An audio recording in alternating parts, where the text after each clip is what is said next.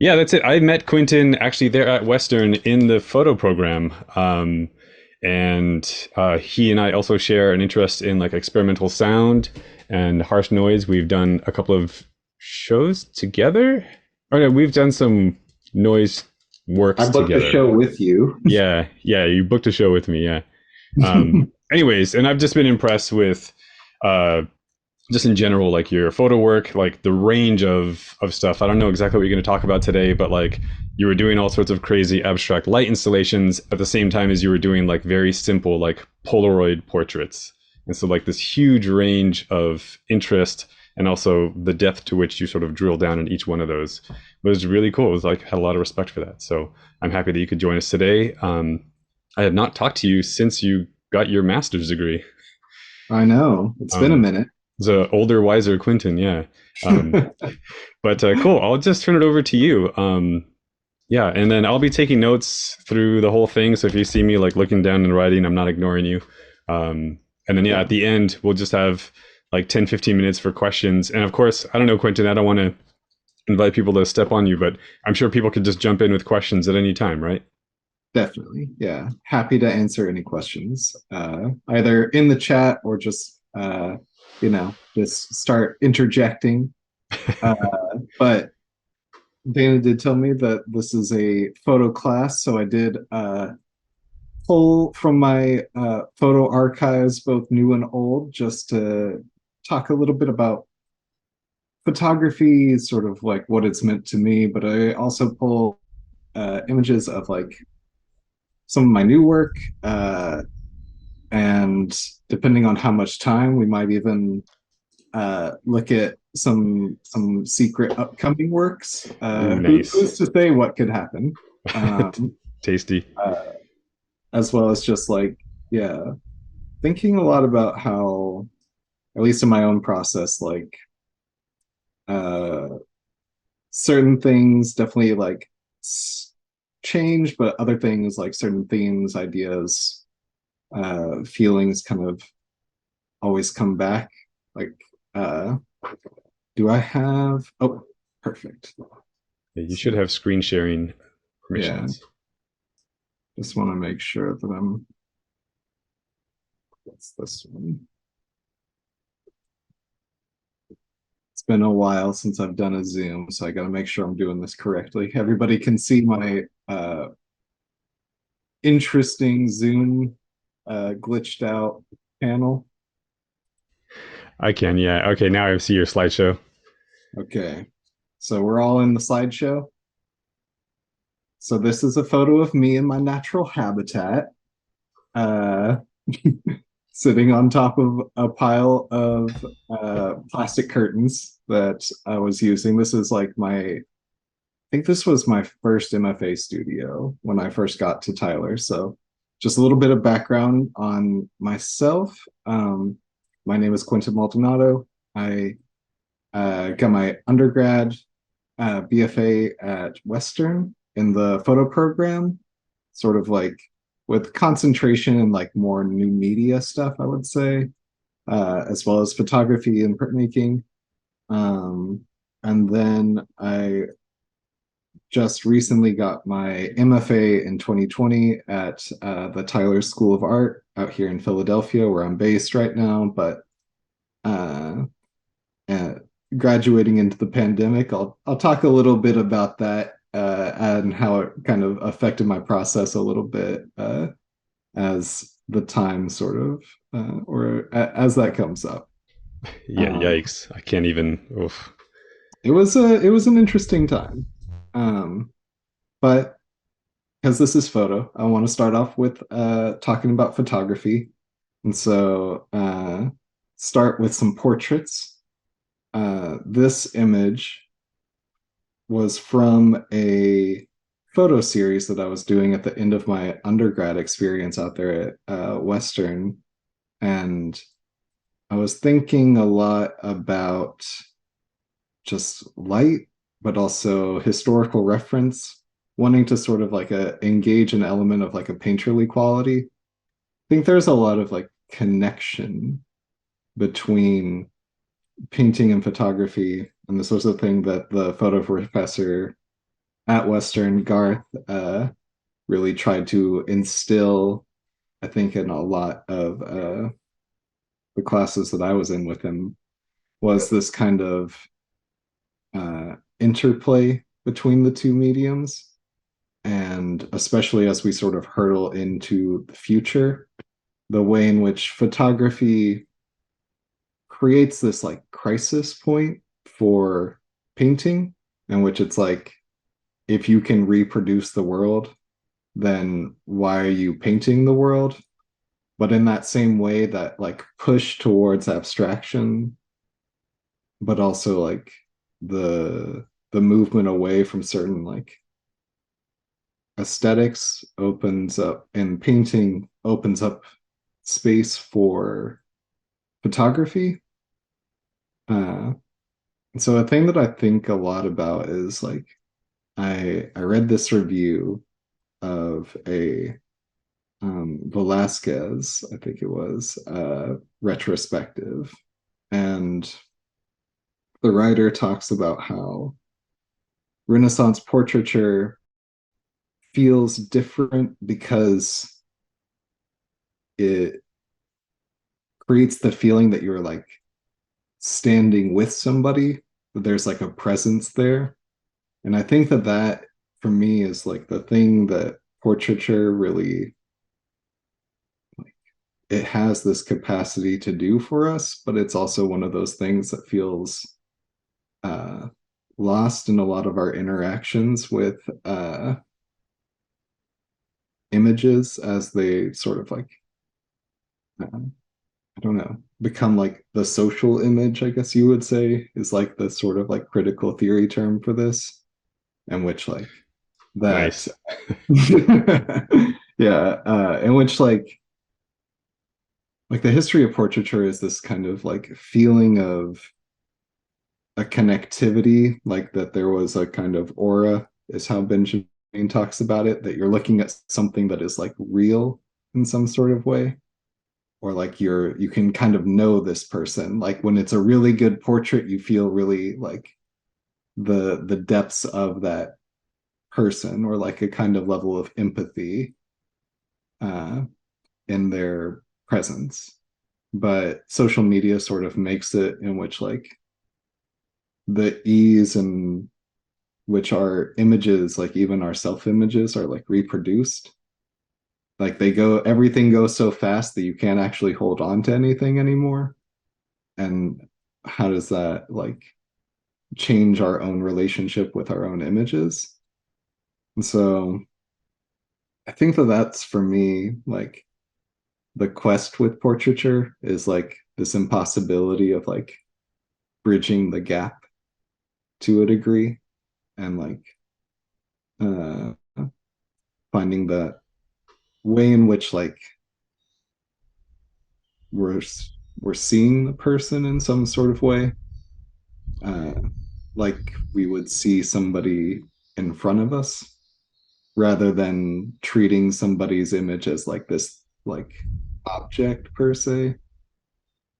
And I mean, I guess that's also the problem with photography, is that photography is a very like objectifying kind of medium. Like it literally bounds inside of the frame, like the world.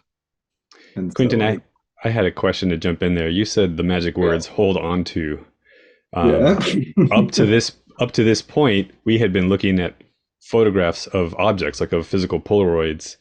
Was Mhm. that a key strategy in like your interest in portraits? Is this a digital image, the one we're looking at now?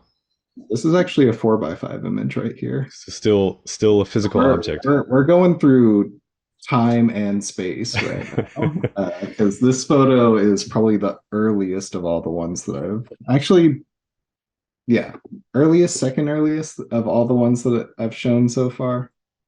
Definitely one of, but because this is a mutual friend of Dana and I, Ella, that I shot, I think, at the end of my time at Western using the 4x5 cameras. And if you haven't used the 4x5 cameras, I don't know if y'all will get to it in this course, but they have them in oh, what is my main medium Polaroid? Oh, I like to use, I have a Sun 660, which I do love, but it's kind of shitty now over the years. And so I have made the switch up to the one step with the I-type film, which I like.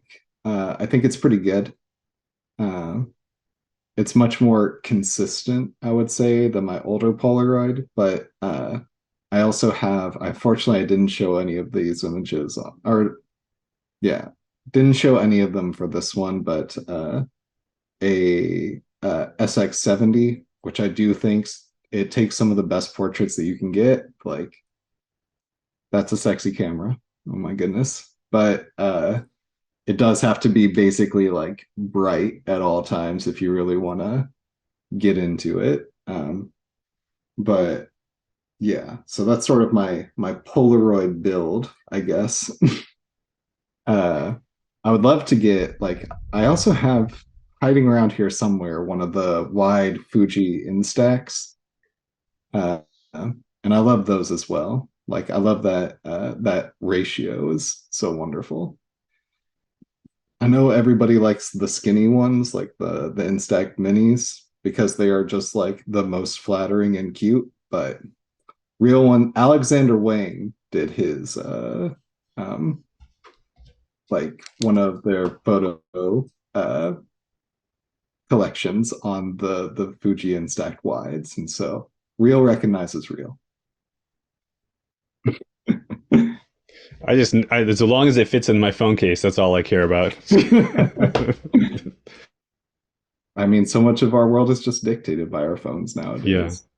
I didn't mean to derail you, but I was curious if you could talk about like, I don't, this is totally derailing, but like up to this point, it's just because you said portraiture is like you could hold on to this knowing of the subject and Mm-hmm. how much of that translates to the physical object, or how important I should say is the physical object in your workflow. And I know we're just getting started and you probably have lots to talk about this. So maybe you could weave that into your talk as you go.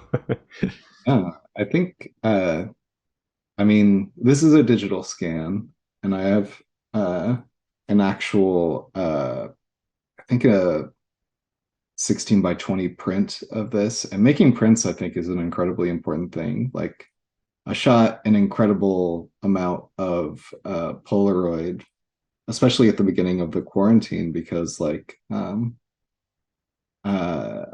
felt like I wouldn't remember what happened if I didn't have physical like reminders, like those kind of like Facebook, like 1 year ago today, you were you were sheltering in place, and it's like, oh, that was happening. And it's easy to kind of like move right past it because it like that kind of stream, it's water that just flows right through you. Whereas having the physical record of those things, and especially of taking like Polaroids of people like wearing masks and everything, like there's a vision of it that's much more like clear in my memory as to uh, that time period. And I think that that is why like making prints is such an important element of the artistic experience, because like um I mean, I think it's just like there's a, even though it's flat, like we're now so alienated due to technology that even the flatness has like a kind of supple like sensuality to it. And uh like it just gets lost when we're just trafficking in a world of like exclusively like digital images, especially like as they become more and more like high, or whoops, skipping ahead. I don't know how to go back. There was a question in the chat also. Aha, I'm back. Okay. Skip ahead. Nice. Parts of the picture from digital scans. No, because I have, thank you, Uncle Joe Biden, with uh my Biden dollars. I got a flatbed scanner, which is the shit. Uh, but I mean, I think the thing that you lose is like the imperfections, which is a weird thing to say, but there's like a kind of like like a randomness or like a contingency that happens whenever you're doing things in like the dark room, or like you're printing and the rollers do a weird thing. Uh like uh those types of moments uh you kind That of it miss out on, and like a kind of directness, which is like that gives it like a physicality, whereas like clicking on a mouse just kind of it makes it the same as any other file.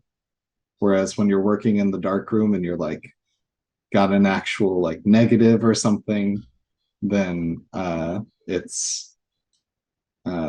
it's there. You're looking at it. You're dusting it off. You're taking you're examining all the machinery, like um, and it feels much more alive in that way. I think the immediacy. I guess the possibilities of unknowns are still all open. Like anything could happen in this very organic process where like once it's digitized and you're working in Photoshop or Lightroom, there's less chance of like something accidentally happening and like it growing, right? Mm-hmm. Oh, definitely. I mean, one of my favorite things is to make contact sheets. Uh, Wonderful. And you You, see you might have how. to explain what that is real quick because these are non-majors. Oh, okay. Yes. So a contact sheet is when you actually lay negatives directly onto a piece of photo paper, and then you expose the light through it, and so it creates through the direct contact, it creates the positives on your paper. Uh, and you just I think seeing that you see like the different color combinations, but also the kind of randomness of the film, like certain colors like in one panel will be a little bit different than another, and like as you kind of like I mean, I love working in like diptychs. I realize that these are all single images, but especially when you're like actually installing like a show, all of a sudden associations start happening, and that process for me really begins in a lot of respects at the contact sheet level, or at least it used to. Now I'm a Polaroid uh, and digital, or like I do a lot of color because it's easy to scan, and I don't trust anybody to develop my black and white film personally. Uh, but these last three color portraits have all been 35 millimeter color. Um, and I do think there's something about 35 millimeter. It's just, it's the best film that you can get. It's wonderful. I was watching a movie that was shot on 35 millimeter the other day, and it looks fantastic still. Uh, and there is like, I mean, certain theories about the way in which like the grain being circular feels more natural to the eye than the pixel, which is square. But I don't know much about any of those types of things at the end of the day. But I just like, no, there's like a weight and like a meatiness. Everybody actually feels like uh like textural in a different way that film is able to catch, and like not because of its higher fidelity, because I think that like at this point like 4K, all these things like really surpass like our ability to even like see as good as like the fidelity that it's able to capture. But um I think uh that sort of like goes to the way in which digital technologies have kind of like formatted our brains to think that higher quality equals like greater truth. And I'm here to tell you that there's something else. Uh, so, but yeah, So that's the portraiture section. So if anybody has any questions or thoughts about portraiture, uh, we can definitely come back to that. But I want to talk a little bit about architecture because I think Dana knows architecture, definitely one of my first photography loves. I'm dragging around the 4x5 and taking it all over the school, trying to just capture as many things because I think part of it was like I was under a kind of like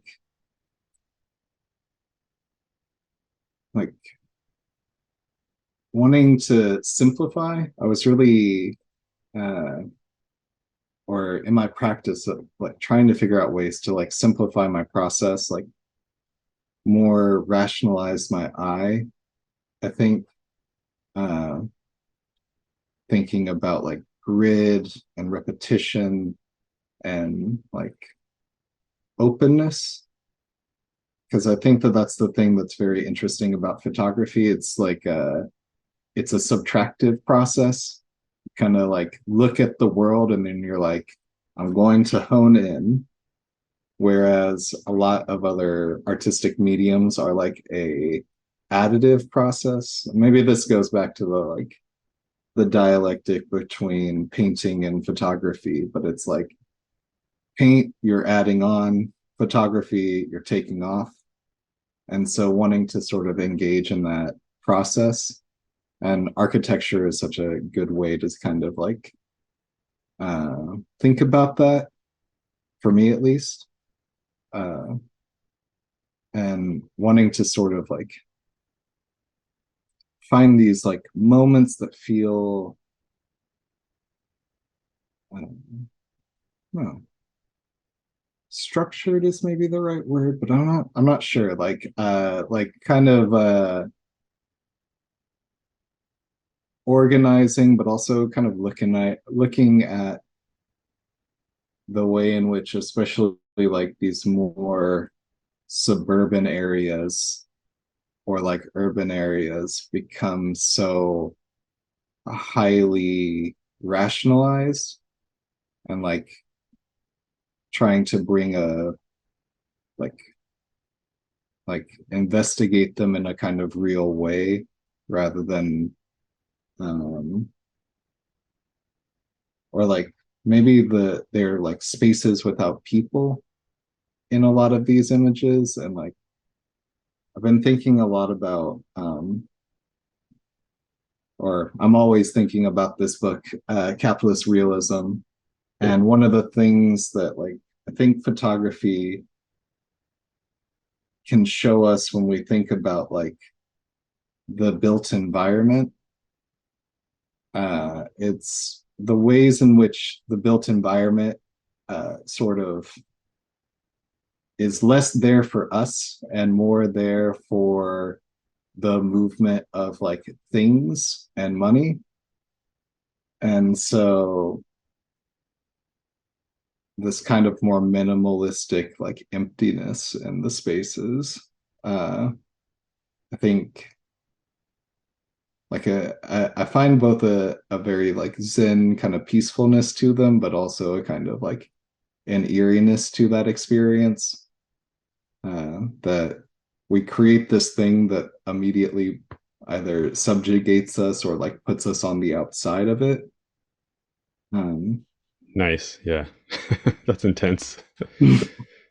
so think that I might be getting a little bit too heady. So if I am, please, I apologize. But certainly like a thing that I've spent so much time in various like institutional spaces. I think like academy or like more fine art spaces and things, and you kind of get this feeling in which like it can be very dehumanizing in a certain way. Like the flows are very like inhuman, uh, and the people are just these like ornaments that kind of move in and out.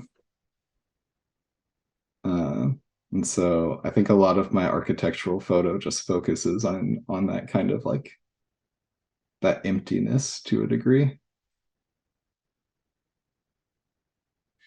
This is such a. Installation. Oh, sorry. Yeah, go ahead. Go right ahead, please. And I was just gonna say this is an interesting counterpoint to like you opened with portraits, which is like all about connections to people, and then you immediately follow up with this architectural series, which is like a negation to that. Well, you got to find you a man that does both, is what I believe. Oh my Um, goodness. because I do think that there is something to be said about um, like things and their opposite, I guess. That you can't just look at one thing from one side, or else you're only getting a part of the picture. Because I think that this like um, comes out a lot in, especially like in American kind of like mentality and ideology, is that there is like we're cause and effectors, and so we kind of have this mentality of looking at a thing like it goes A to B to C, um, and we kind of can easily get wrapped up in like this kind of forward momentum of like rationalizing or like trying to kind of scientifically understand it from this like linear perspective. And so it's, I think, important to like try and think of the opposite of that as well, because I mean, everything always contains its opposite, in my humble opinion. But now I'm on some like Taoist shit right now. But I do think that it's like a good exercise, just creatively or artistically, to be like I always hated doing, especially when I was doing 4x5 like architectural work. The last thing that I really wanted to do was be like, I have to tell a person what to do, like get comfortable in front of a camera. My God. But it's like if you do, like all of a sudden you see like more subtleties in both. If you know, flex your creative muscles in both directions. Like somebody that I think that does that incredibly well is like the artist Catherine Opie, who uh, her series on like transitions is just like such an incredible like portraiture series. But then she goes from that to doing like the ice houses, which are these like ultra long shot, like 4x5 images, very like almost like totally white landscapes. And yeah, I think that's the type of like range that I think really shows consideration uh, towards the medium, like towards the craft. Um, what time are we at? I don't want to. Got Yeah, way yeah. ahead. I'm sorry. Okay, so this is the new stuff, but it doesn't have much to do about photography. But I'll just wax and wane a little bit, I suppose. Um, so for installation, this was the very first installation that I ever did. It was like called Rainbow. This was at a house venue back in Bellingham. I think probably the first installation that I ever did after graduating. And so it had two channel sounds, light, smoke, like the whole shebang, like very kind of like enveloping experience. And I think it comes out of like, I mean, it partially does come out of photography, and that thinking about like light, time, space, like those are really your kind of building blocks of photography just in general. And so wanting to like play with those senses uh, became like a real fascination for me. And so this was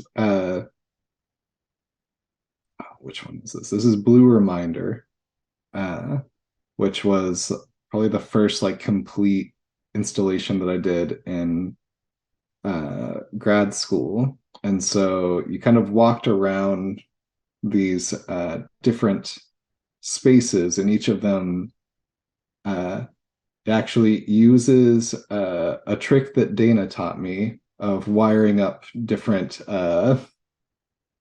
solar panels to like, essentially like musical equipment, guitar equipment. And so it becomes like an optotheremin. So as you move, like the tone of the chain or the tone of the room changes due to the light that is being refracted and opened up by people moving in and out of the curtains.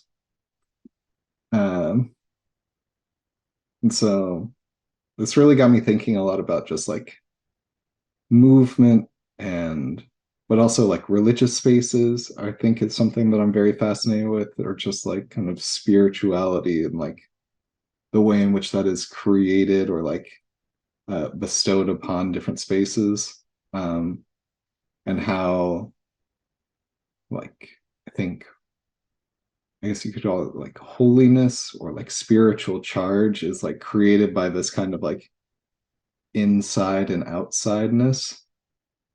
Like it has to be this thing that is separated and like from the world, which is this thing that is uh like explicitly not spiritual, I guess. Oh my goodness, yes. And so I think a lot of the works became about that kind of interplay. Whoops, went one too far.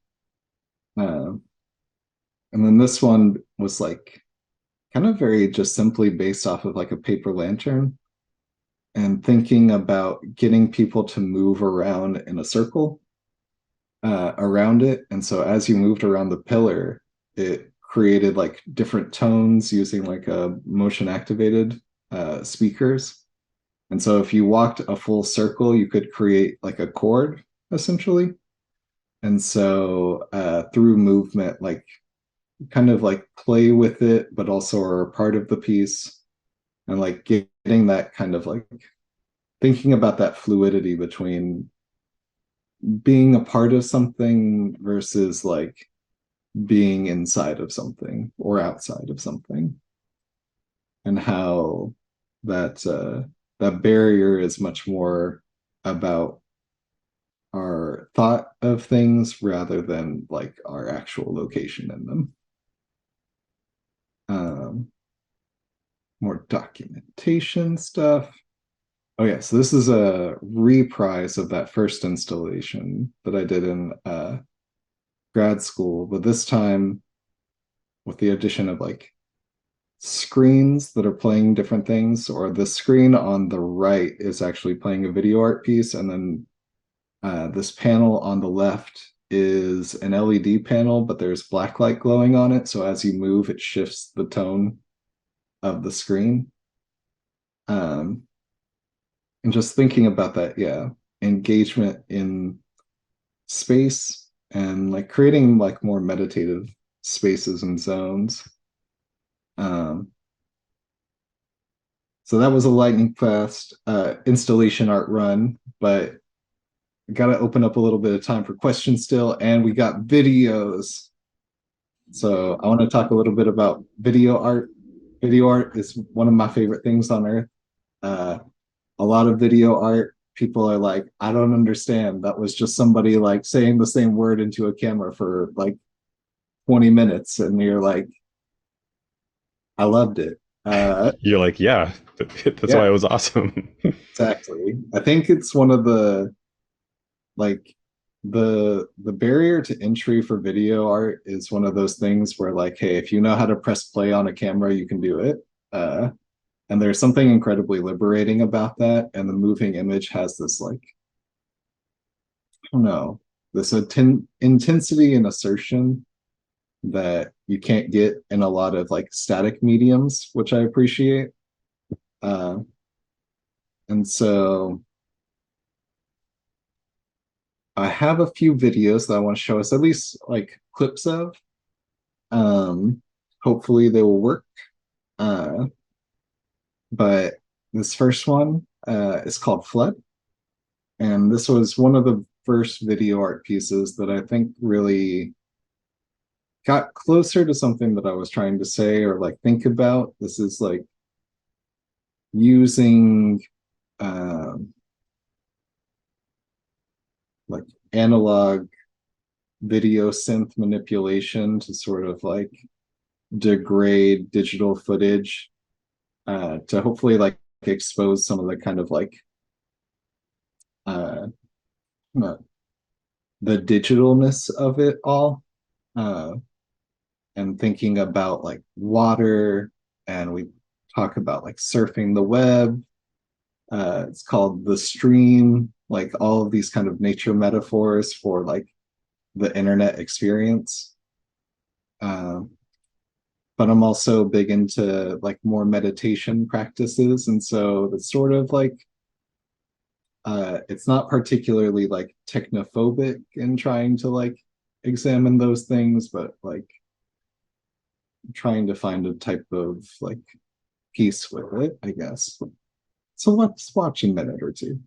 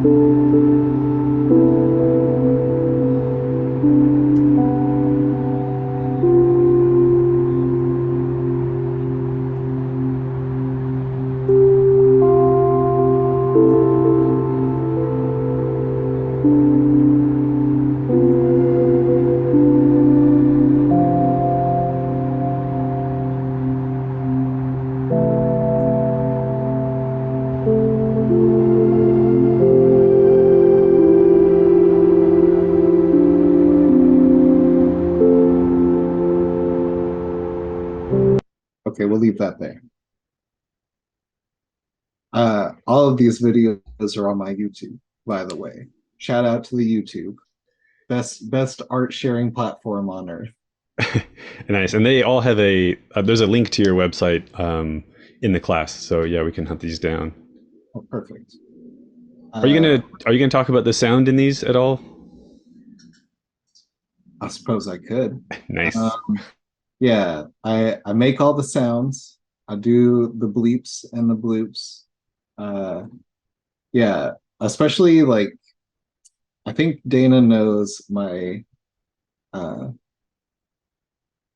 history of being a metalhead, noise musician, experimental music, the whole gamut. But and I guess this is one like it gets back into the effects of COVID. Is like I was spending a lot of time just indoors, and so I had all these cassette tapes that I was using to make tape loops from that were all just like you know dollar bin like ambient new age records that uh lots of like swooping whirling winds and like pan flutes and whatnot and honestly just kind of fell in love with like new age music and started to like uh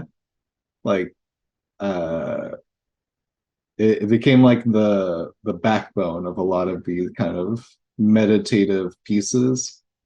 um is trying to kind of emulate, but maybe not too much, that kind of sound.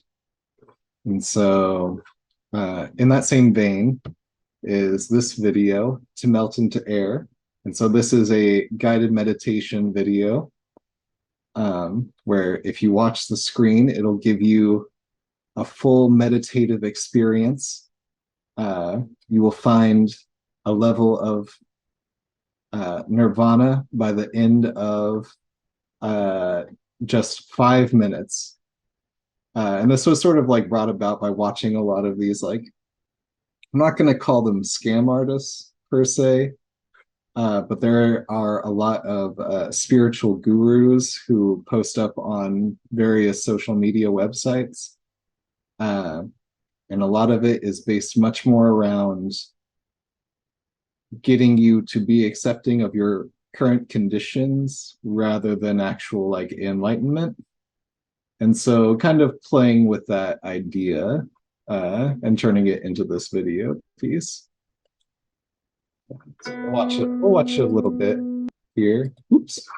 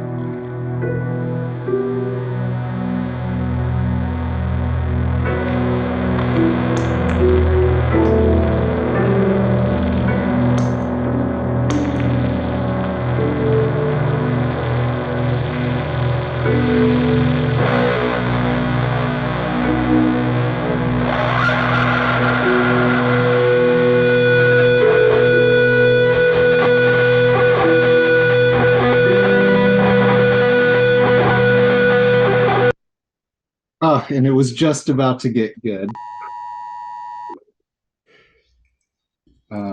That is awesome. So We're just to give you a time marking, we're about 3 minutes out from 15 minutes out. okay. Well, I have one more video that we'll watch another little clip of. Goodness. Okay. Um, and then we'll call it good from there. Then we can have our little group discussion, or uh, we can just shoot the shit, whatever. uh, so this one, I will throw down a content warning. There are this uses an audio sample from that has some interesting language about mental health from a departed Jerry Falwell Sr., who was a religious right-wing fanatic. So I'm telling you directly, me, the artist, to you, the viewer, this is not an endorsement of his opinions or thoughts. That any and all content should be viewed satirically. But thinking a lot about 5G and digital kind of what would you call it? Like digital conspiracy kind of anxieties And so we'll talk a little bit more when the video's over, or watch some more of the video.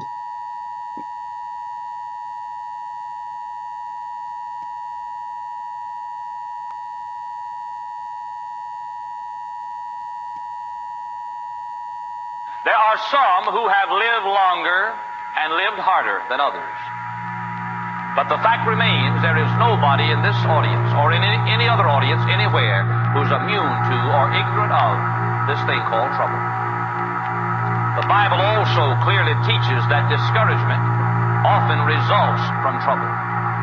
There are many reasons for discouragement, as men would give them. But I should think that the number one cause of discouragement is trouble. Most of us do very well when things are going our way. Most of us are happy when things are going our way. Most of us are courageous and strong when things are going our way. But this is not the real test of spiritual greatness. I would like to make a statement right now. A statement which I've made many times before. If you forget everything else that I say in this message today, I want you to remember this statement. Here it is. You do not determine a man's greatness by his talent or by his wealth, but rather by what it takes to discourage him. I have never known God to use a discouraged person. If you get discouraged and then tell somebody else about it, they get discouraged too. And they agree with you and you get more discouraged and you both jump off the bridge. Discouragement is contagious. You get one discouraged person in the gang and everybody's going to get discouraged before it's over with unless they dissociate themselves from him or somehow encourage him. 2 Corinthians is the book of encouragement, where God in chapter 1 is called the God of all encouragement. It is not the will of God that anybody should be discouraged. What is discouragement? I think the Bible definition of discouragement is, it is the opposite of faith. Faith is taking God at His word. Discouragement is refusing to take God at His word and choosing to feel bad about things and circumstances. Then that means discouragement is sin. For whatsoever is not of faith, Romans 14, is sin. I'll tell you when you get in trouble. I think we'll leave that there. So, oh, the end. Perfect. Nice. There's a trash truck right outside my window, so if it gets loud, then it'll be passing. Oh, yeah. Cool. This is awesome. We're a little bit tight on time, but Bennett, Solar, Andrew, I know I always have a million questions, but I want to let you guys go first. We haven't really talked much about your career trajectories, like how you went from Western to where you are now and where you're headed. But anyways, ask away. Anyone have any questions for Quinton? I guess obviously you got a very a lot of experience and a kind of a storied progression. And so I guess I was wondering if there was one piece of advice that you knew when you're starting out, what would have made things kind of easier, or that you would have just like to know when you were starting out. Oh, save everything multiple times in different locations. Never have all of your stuff saved at the same location that is easily either lost or taken away from you. That would have saved me a lot of heartache throughout the years, because it sounds simple, but keeping actual records is it's so key to your longevity, because you think that you're going to be it's just me, I can make it anytime. And actually that is not quite the case. The other thing would be, that's my purely practical advice. More theory and practice advice is just that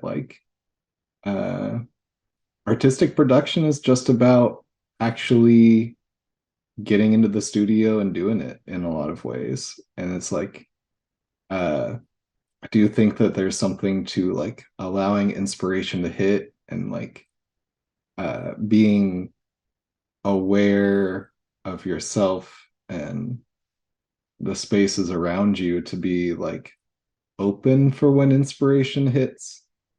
Uh, but if you're not like actually in the flow, then you won't be able to capture those moments when they actually occur.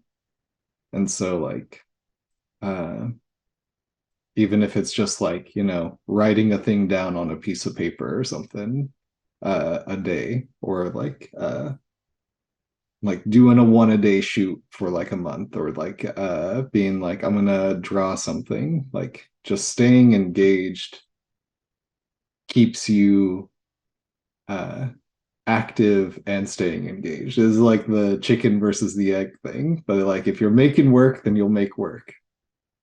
uh and like and it's just I think that that's just good advice for all of life, honestly. Like, you gotta there are certain things that are totally out of our control, but like those things that exist inside of our control, and like those opportunities that arise, like if you're not taking them, what is it, the Wayne Gretzky thing, like you miss 100% of the shots you don't take. Like, so that's that I think would be the thing that uh would be important to remember, but also that it does take time, and you go through dry spells, it's okay. Anyone else? Questions? Or Soul, another question? I had a question, this is Bennett. I was just curious what you think about like mixing mediums, because like I make music as well. I mean, I don't know if you make music, but you said you make the sounds for your video art. Mhm. Or, I mean, like you probably could put it in like, I'm assuming it also has to do with like your galleries and whatnot, or those art pieces. But I'm just curious, like, do you think, I personally like, I'm trying to mix mediums in a way. I'm not sure like how I want to do it yet, but what is your opinion? Like, I also paint as well, and you're talking about how painting kind of relates to photography, and I feel like Mhm. there's a lot of ways of like mixing certain mediums, and I'm just curious, like, what you think about that. Oh, it's the best. You gotta be mixing up your mediums. Uh, Almost all artists that I know today are uh, like multidisciplinary, interdisciplinary, whatever you want to call it. Because I think that that's just kind of the world that we live in a lot of ways, and a lot of those like barriers have been broken open in such a way that it's like it's worth putting your own stamp on it, finding your own secret sauce. Uh, like, and I mean, especially when it comes to video art, video has always been so interconnected with like the exploration of multiple mediums. Like, there's a movie called The Wolf House that was like a Argentinian movie that came out a few years ago. And it's all painting and puppets and like voiceovers, so many different mediums happening. And it's like those I would encourage anybody who wants to try and do something like that is blending different disciplines. A lot of those people like who are like the upper echelon of photography, like, or of the early modern era, like Alfred Stieglitz, Paul Strand, a lot of those guys who are called like quote unquote like straight photography. Uh, they're called straight photography because it's bland. You can do better. Also because they're all straight men, which is a different thing that has more to do with it. But it's like there's just no need to leave yourself like stuck in any one discipline. If you like go where the art takes you. Cool. I was just curious, like, if I should. I don't know. I guess it was just what your thoughts were on it. But yeah, thank you. Mm.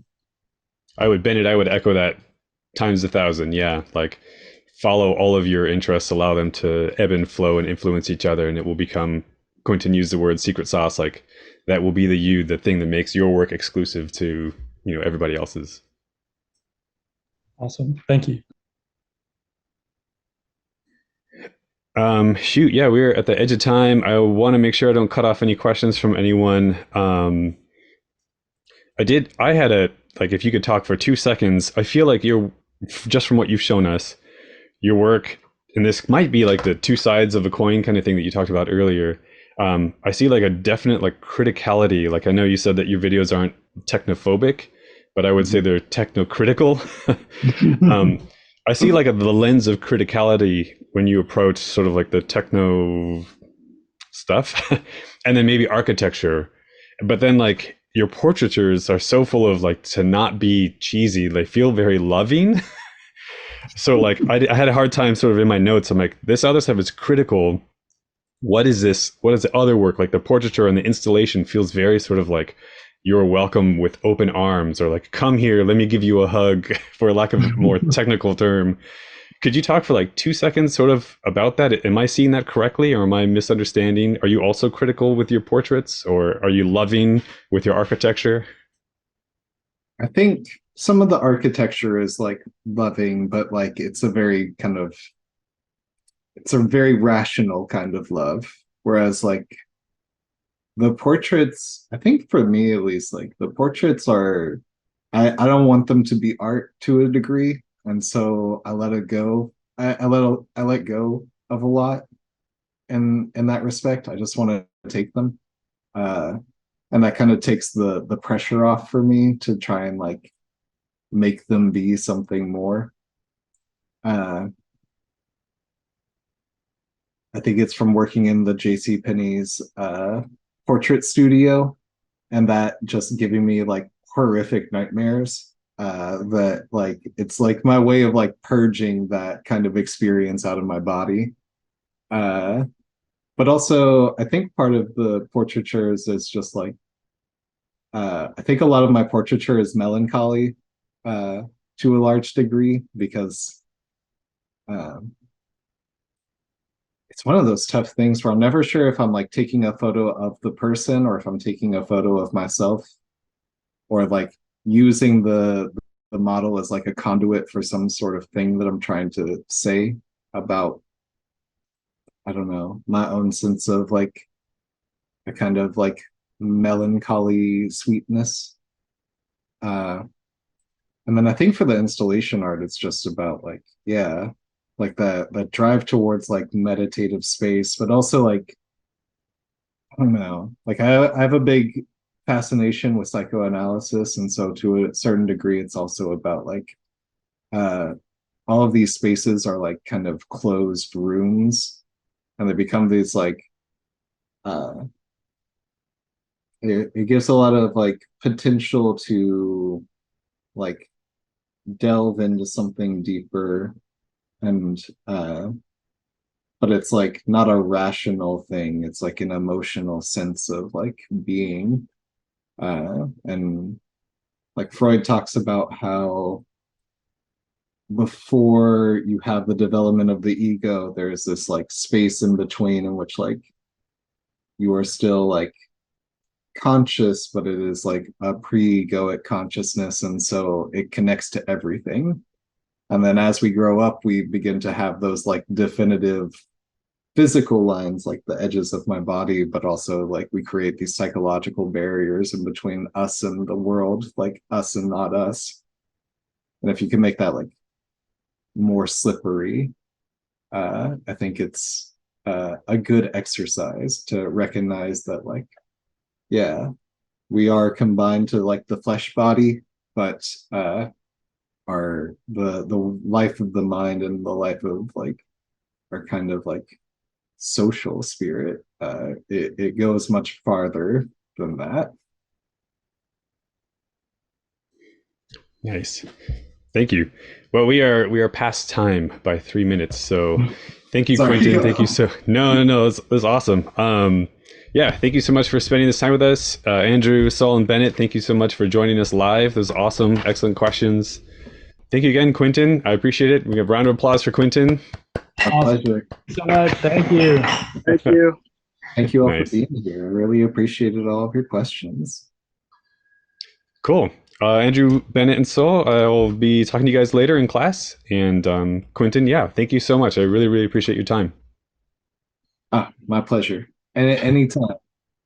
Nice. Again, if you guys want to see more of Quinton's work or get in contact with him, the website is linked in our class. Yeah. Hit me up on Instagram. I'm back on it for the moment. Nice. Awesome, guys. All right. Take care, everyone. Peace, y'all. Thanks again, Quinton.